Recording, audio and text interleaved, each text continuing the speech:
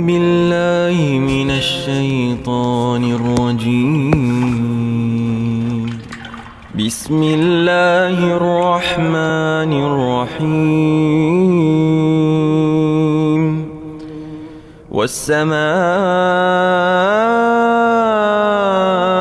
ذات البروج